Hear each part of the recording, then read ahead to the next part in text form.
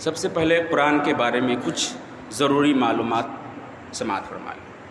دیکھیے، قرآن عظیم یہ قانون شریعت ہے، یعنی اسلامی قانون کی کتاب ہے۔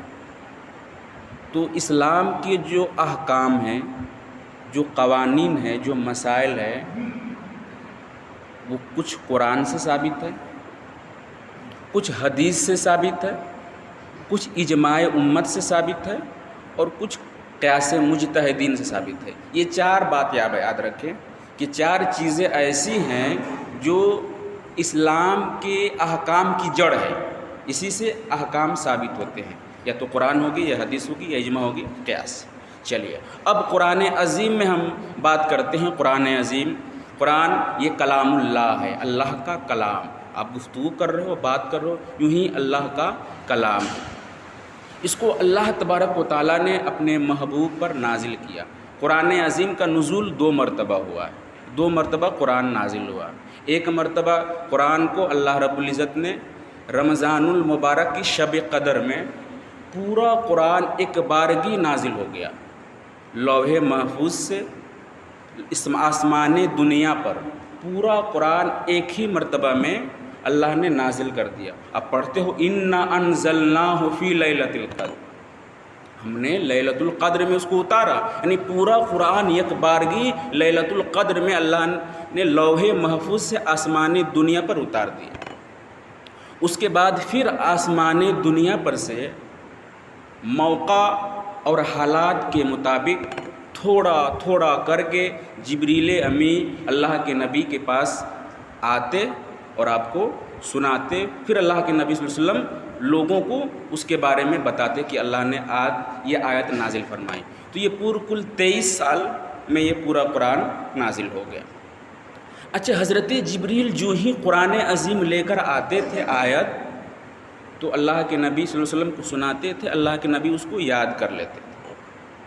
یاد کرنے کے بعد اللہ کے نبی صحابہ کرام کو یاد کرواتے تھے قرآن عظیم، خود بھی یاد کر لیا، صحابہ کو بھی یاد کروا دی۔ اس کے بعد کاتبین، یعنی جو لکھنا جانتے تھے، ان سے لکھوا بھی لیتے تھے۔ ٹھیک ہے، تو قرآن کا نزول ہو رہا ہے اور اس کو محفوظ بھی کیا جا رہا ہے۔ تو قرآن کا نزول جب مکمل ہو گیا، تو مکمل ہونے کے ساتھ قرآن محفوظ بھی ہو گیا، قرآن محفوظ بھی ہو گیا، سینوں میں بھی محفوظ ہو گیا، اور کتابت بھی اس کی مکمل ہو گئی۔ یہ قرآن عظیم کے بارے میں تھوڑی گفتگو تھی۔ اب قرآن عظیم آپ مطالعہ کرو گے تو اس میں کل 114 صورتیں ہیں، 30 پاروں میں اس کو بانٹ دیا گیا ہے، 6616 آیت کریمہ ہے۔ ابھی میں نے ذکر کیا قرآن عظیم میں تو ہر چیز کا ذکر ہے، ہر خشک و تر کا بیان ہے، لیکن سب کی بس کی بات نہیں ہے کہ اس کو نکال لے، اس تک رسائی ہو جائے۔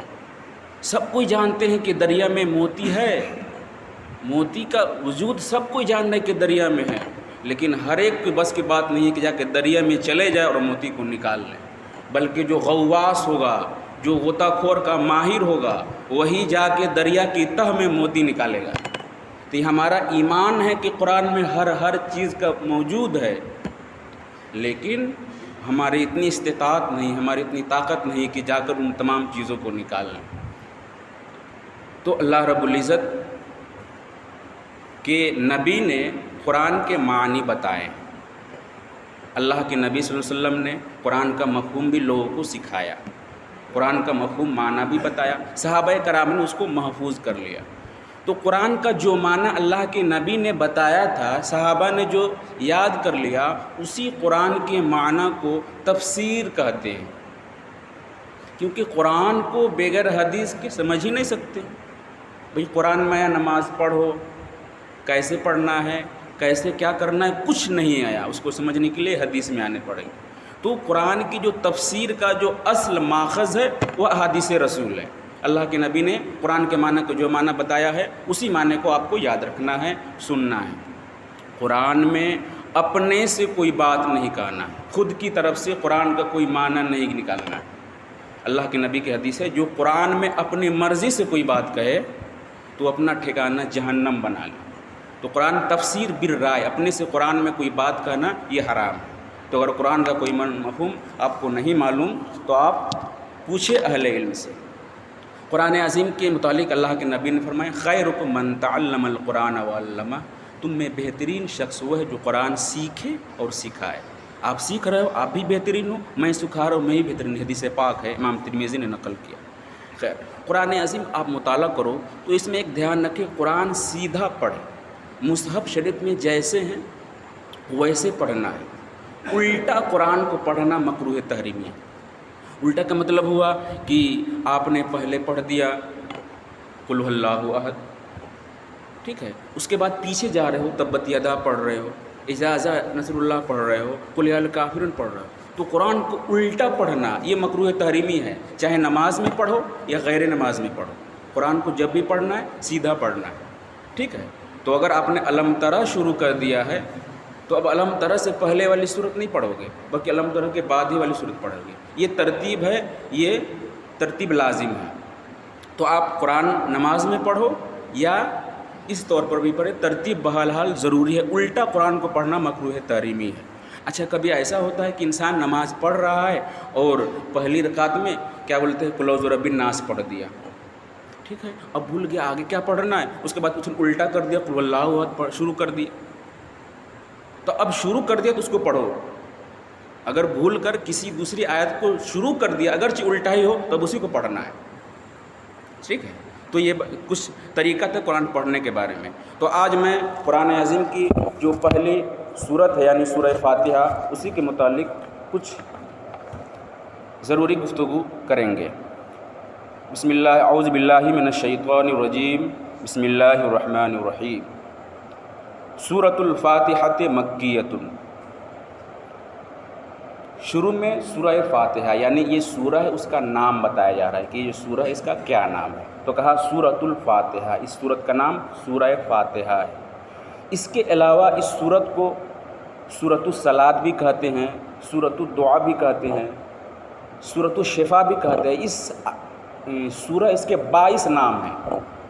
علامہ آلوسی نے اپنی تفسیر میں اس کے 22 نام ذکر کیا، بہت سارے نام ہیں سورہ فاتحہ کا، تو اس میں ایک نام سورۃ الفاتحہ ہے۔ اس میں آگے لکھا مکیۃ، یہ سورہ فاتحہ مکی ہے۔ اب پڑھتے ہوگے کسی سورت کے آخر میں لکھا ہوگا مکی ہے، کسی میں لکھا ہوگا مدنی ہے، اس کا کیا معنی؟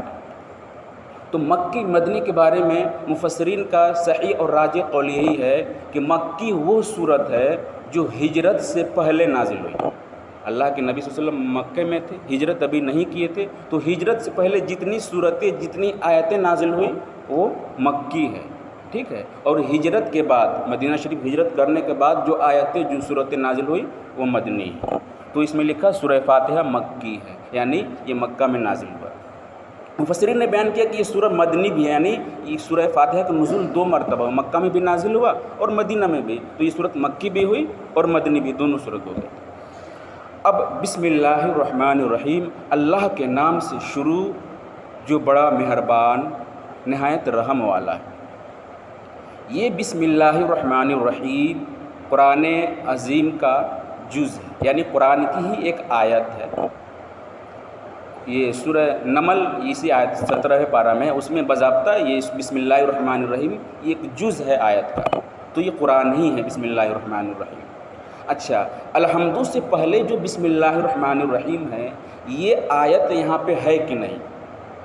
تو احناف نے یہ بیان کیا کہ بسم اللہ سے پہلے جو یہ الحمد سے پہلے جو سورت بسم اللہ ہے وہ بسم اللہ الحمد کا جز نہیں ہے، یعنی وہ الگ آیت ہے۔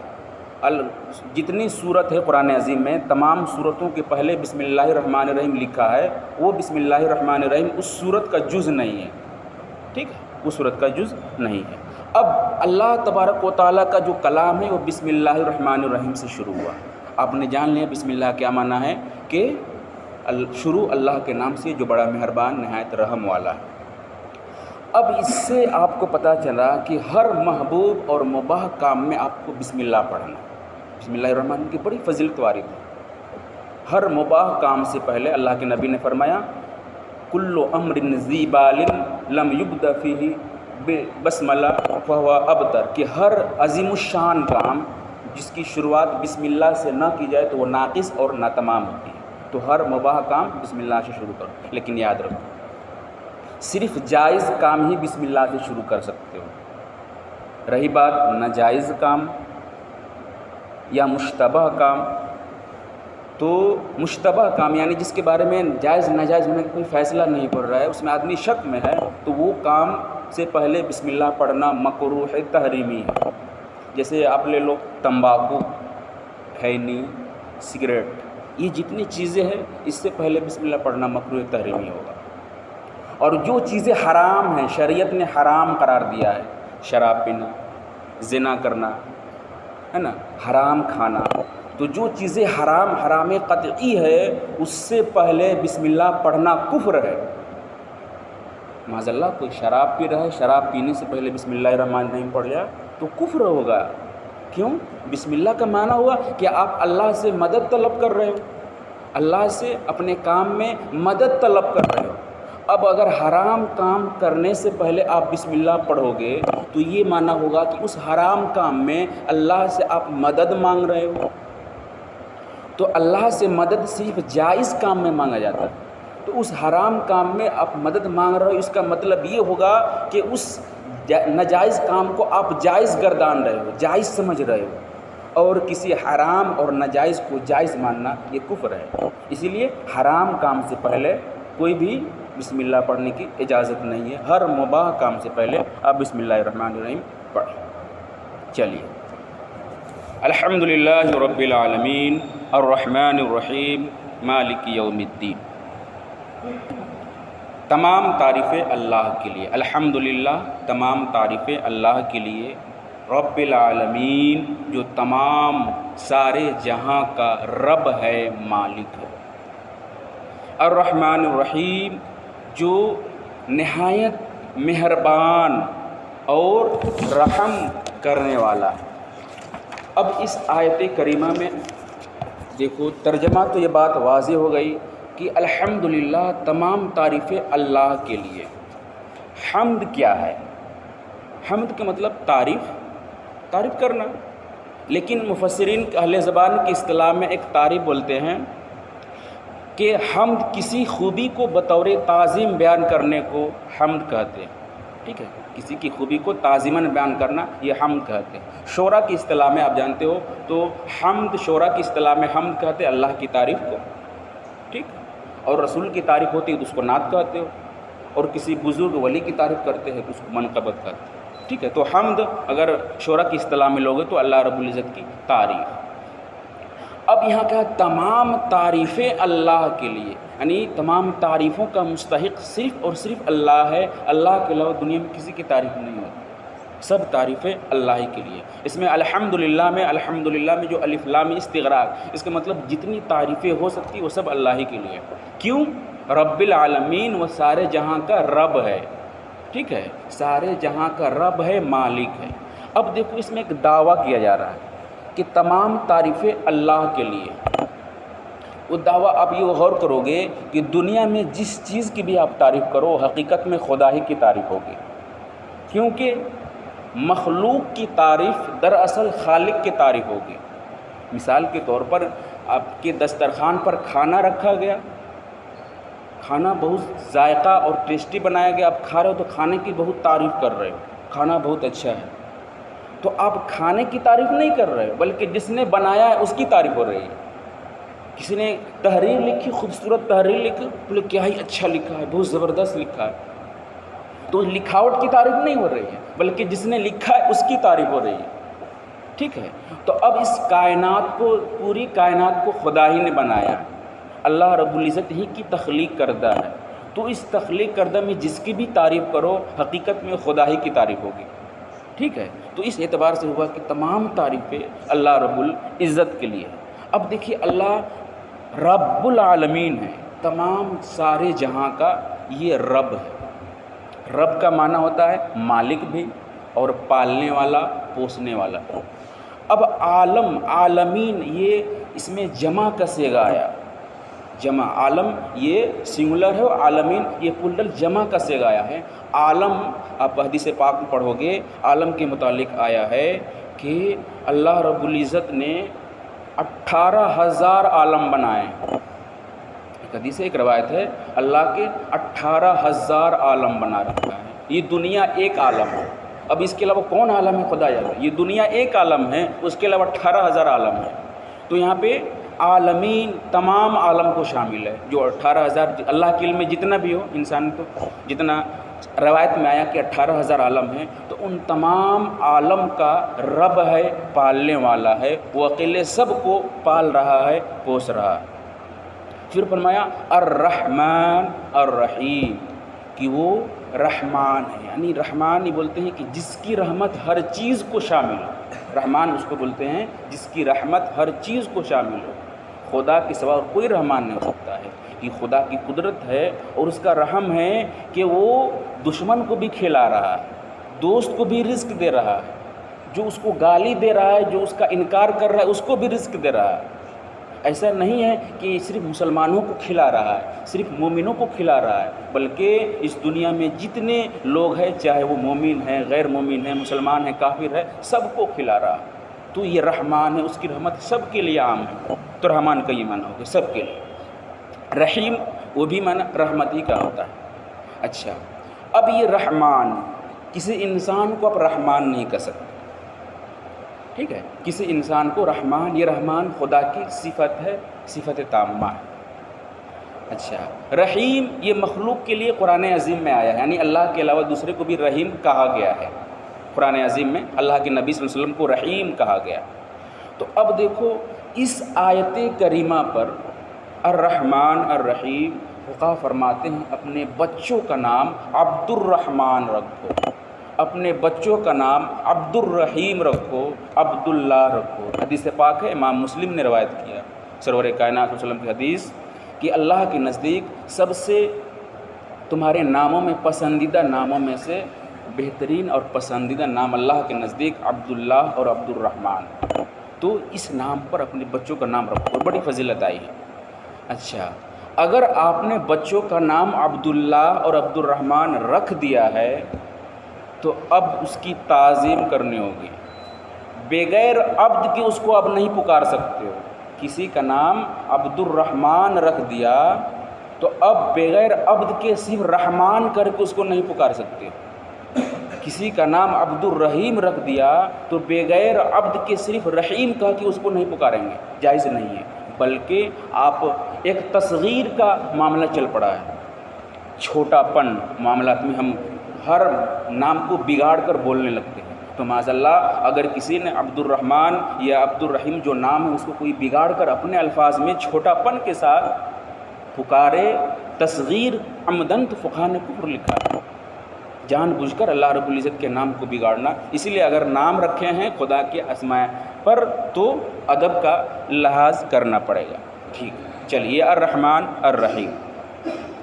مالک یوم الدین، اللہ رب العزت کیا ہے؟ مالک یوم الدین، روز جزا کا مالک ہے. روز جزا یعنی قیامت کا. دین تو یہ بولتے ہیں سورج سے نکلنے، رات سورج نکلا اور سورج ڈھل گیا، وہ دین بولتے ہیں. لیکن یہاں پہ دین سے مراد قیامت کا دین مراد ہے. یوم الدین قیامت کا دین. اب اللہ کے مالک کون ہوتا ہے؟ مالک بولتے ہیں جو اپنے ملکیت میں تصرف کر سکے، جیسے چاہے خرچ کرے، جیسے چاہے اس کو اس میں فائدہ کرے، جیسا کہے اس میں کمی بیشی وہ کر سکتا ہے. مالک مختار ہوتا ہے. تو روز جزا کا وہ مالک ہے، جس کو چاہے جنت میں عطا کرے اور جسے چاہے دوزخ عطا کرے. خیر، تو یوم جزا کا یہ مالک ہوا. تو اللہ رب العزت کی یہاں پہ 4 صفات بیان کیا. رب العالمین 1، الرحمن 2، الرحیم 3، مالک یوم الدین 4. چلیے، یہ اللہ کے حمد تعریف آپ نے کر لی. اس کے بعد کیا آیا؟ ایاک نعبد و ایاک نستعین. ہم اے پروردگار، اے اللہ، ہم صرف تیری ہی عبادت کرتے ہیں. نعبد، ہم صرف تیری ہی عبادت کرتے ہیں اور تجھ ہی سے مدد چاہتے ہیں. واقعی عبادت صرف اور صرف خدا کی، اللہ کے علاوہ کوئی لائق عبادت نہیں، مستحق عبادت نہیں. اچھا، آپ عبادت کس کو کہتے ہیں؟ عبادت نام کس چیز کا ہے؟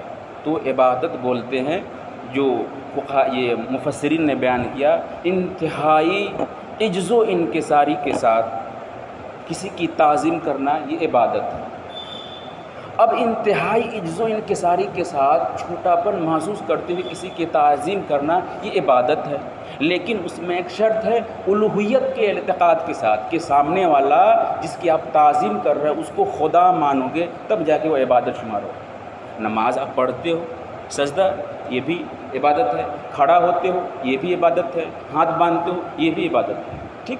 اب کہیں کسی دوسرے انسان کے پاس آپ گئے کورٹ کچہری میں، آپ کو ہاتھ باندھ کر کھڑا ہونا ہوا، یا استاد آیا شاگرد کھڑا ہو گیا، یا ماں باپ کی تعظیم کے لیے آپ ہاتھ باندھ لیے، تو کیا یہ بھی عبادت ہوگی؟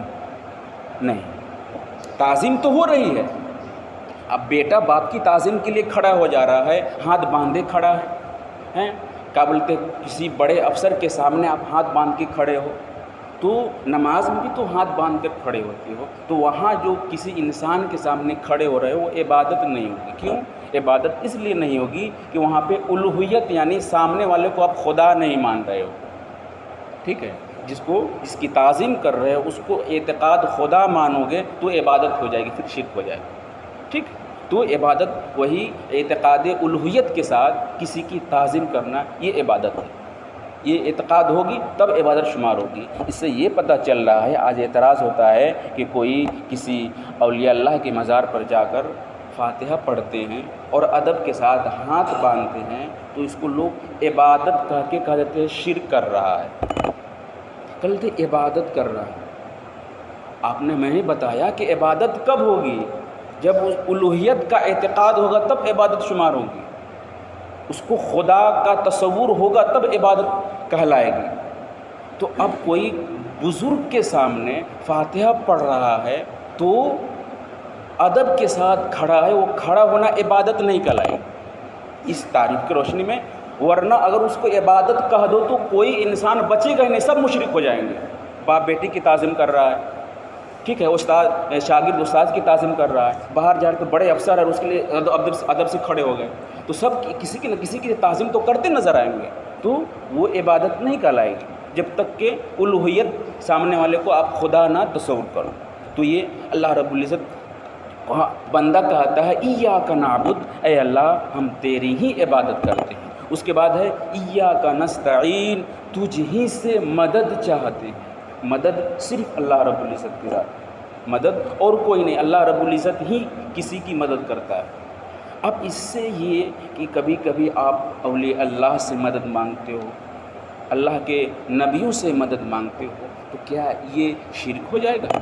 نہیں۔ دیکھو مدد جو بھی کر رہا ہے یہ سب مدد اصل میں امداد الہی ہے، کسی انسان کی طاقت نہیں مدد کرنے کی۔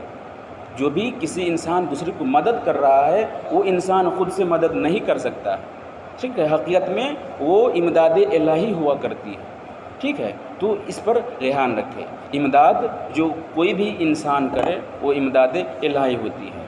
خیر، تو ہم اللہ رب العزت سے مدد مانگتے ہیں تو اللہ رب العزت کو اپنا خالق معبود مان کر اسی سے مدد مانگتے ہیں، مدد دینے والا وہی ہے۔ چلیے، اہدنا الصراط المستقیم۔ اب بندہ دعا کر رہا ہے، اے اللہ ہم کو صراط مستقیم کی ہدایت دے، سیدھے راستے پر چلا، اہدنا الصراط المستقیم، سیدھے راستے پر چلا۔ اللہ کی حمد کر لیا، تعریف کر لی، اب دعا کر رہا ہے، اب نماز پڑھ رہے ہو، اللہ سے کہہ رہے ہو ہم کو سیدھا راستہ چلا۔ سیدھا راستہ کیا ہے؟ آگے فرمایا صراط الذین انعمت علیہم، سیدھا راستہ وہ ہے جن کے راستے پر، ان لوگوں کا راستہ جن پر اللہ نے احسان کیا، وہ لوگ جن کے اوپر اللہ نے احسان کیا ان کا راستہ سیدھا ہے۔ اللہ نے کہا اب دعا کر ہم کو سیدھا راستہ چلا، تو سیدھا راستہ ہے کون؟ تو قرآن نے واضح کر دیا وہ سیدھا راستہ ہے جس پر وہ لوگ چل رہے ہو جس پر اللہ کے نے انعام کیا۔ وہ کون لوگ ہیں؟ قرآن عظیم نے پوری وضاحت کر دی ہے، انبیاء ہے، صدیقین ہے، شہداء ہے، صالحین ہے، یہ لوگ ہیں جن پر اللہ نے انعام کیا ہے، احسان کیا ہے، تو ان کا جو راستہ ہوگا یہ صراط مستقیم ہوگا، ٹھیک ہے۔ تو اس سے ایک مسئلہ اور معلوم ہوا کہ آپ اہل حق، اہل سنت والجماعت، آپ ہی حق پر ہو۔ قرآن نے کہہ دیا ان کا راستہ سیدھا ہے جو صالحین کا ہے، جو صدیقین کا ہے، جو شہداء کا ہے۔ آپ اٹھا کر دیکھو تمام محدثین، تمام فقہاء، تمام اصولیین، تمام مفسرین، سب کے سب مقلد گزرے ہیں، تقلید کا ثبوت اس سے ہو رہا ہے کہ آپ کسی امام کی تقلید کر رہے ہیں، تو تمام فقہا، تمام محدثین، تمام مفسرین جو تقلید کرتے آ رہے ہیں یہ سب صالحین میں داخل ہے، ان کا راستہ صحیح اور سیدھا ہے، تو اس کا مطلب ہم مقلد ہے، ہمارا راستہ حق ہے، درست ہے، صالحین کے راستے پر آپ ہی ہو۔ تو اللہ رب العزت کی نے تعلیم دے دی کہ کس طور پر اللہ کی بارگاہ میں دعا کرنی ہے۔ اچھا، تو وہی کہا ان لوگوں کے راستے پر چلا جس پر تو نے انعام کیا۔ اس کے بعد فرمایا غیر المغضوب علیہم الضالین، ان لوگوں کے راستے پر نہیں چلا جن پر تمہارا غضب ہوا اور جو گمراہ ہوئے، یعنی جن پر اللہ تبارک و تعالیٰ کا غضب نازل ہوا، جو گمراہ ہو گئے، ان لوگوں کے راستے پر نہ چلا۔ مفسرین نے کہا غیر المغضوب علیہم سے مراد یہود ہے، اور الضالین سے مراد نصارہ ہے۔ ضالین سے مراد نصارہ، غیر المغضوب علیہم سے مراد یہود، یعنی یہود اور نصارہ کے طریقے پر ہم نہ چلا۔ تو اس آیت کریمہ سے یہ بھی معلوم ہو رہا ہے کہ آپ کو یہود، نصارہ، کفار و مشرکین کے طریقے کو ختم کرنا ہے، ان سے اجتناب اور پرہیز کرنا ہے، اور آپ کو صالحین کے راستے پر چلنا ہے۔ تو آپ یہ دیکھو قرآن عظیم کی جو آیت آپ نے پڑھا، اس کو سورۃ الدعا بھی کہتے ہیں۔ تو اس میں اللہ نے دعا کا طریقہ بھی سکھایا ہے۔ سب سے پہلے دعا مانگنا ہو تو کیا ہوا، آپ نے اللہ کی تمہید بیان کی۔ تو جب دعا مانگو گی تو سب سے پہلے اللہ کا حمد بیان کرنا چاہیے، ٹھیک ہے۔ اس کے بعد عجز و انکسار، ایاک نعبد و ایاک نستعین سے پتہ چل رہا ہے، اپنے کو خوب چھوٹا پن ظاہر کرے خدا کی بارگاہ میں۔ اس کے بعد اپنا مدعا مانگے، کیا مانگ رہے ہو، تو اچھی راہ کی ہدایت مانگو، سیدھے راہ کی، خاتمہ بالخیر کی دعا مانگو۔ تو یہ طریقہ اس سے مستفاد ہو رہا ہے۔ اب جب پتہ چل گیا کہ یہ آیت جو ہے یہ سورۃ الدعا بھی ہے، تو فقہا فرماتے ہیں، آخری بات سن لو، فقہائے کرام یہ فرماتے ہیں کہ نماز جنازہ آپ پڑھتے ہو، نماز جنازہ کے اندر ایک دعا پڑھی جاتی ہے میت کے لیے۔ اگر کسی بندے کو، کسی مسلمان کو نماز جنازہ کی وہ دعا یاد نہیں ہے جو نماز جنازہ میں پڑھی جاتی ہے، تو فقہا فرماتے ہیں دعا کی نیت سے الحمدللہ الرحمن الرحیم پوری سورت پڑھ دو۔ صرف دعا کی نیت سے پڑھنے کی اجازت دے دی گئی ہے، قرات کی نیت سے پڑھنے کی اجازت نہیں، یعنی قرات کے لیے نہیں پڑھ سکتے ہو نماز جنازہ میں، کیونکہ نماز جنازہ میں قرات مشروع نہیں ہے۔ تو دعا کی نیت سے اس کی اجازت دی ہے فقہا نے کہ اگر کسی کو نماز جنازے کی دعا یاد نہ ہو تو یہ سورت کو پڑھ سکتا ہے۔ تو اس پہ اللہ رب العزت سے دعا ہے کہ اللہ تبارک و تعالی ہم سب کو قرآن عظیم کی ان آیتوں پر عمل کرنے کی توفیق عطا فرمائے۔ دعا کیجیے اللہم ربنا آتنا فی الدنیا حسنۃ وفی الآخرۃ حسنۃ وقنا عذاب النار۔ یا رب العالمین، ہم لوگوں نے تیرے کتاب کا درس لیا اور حاصل کیا، اللہ اس میں برکتیں عطا فرما۔ یا رب العالمین، اپنے فضل سے ہم سب کو قرآن عظیم کی آیتوں کو سمجھنے کی توفیق عطا فرما۔ یا رب العالمین، قرآن عظیم کی آیتوں پر عمل کرنے کی توفیق فرما، اور اپنے پیارے حبیب سرور کائنات کی سیرت طیبہ پر عمل کرنے کی توفیق فرما۔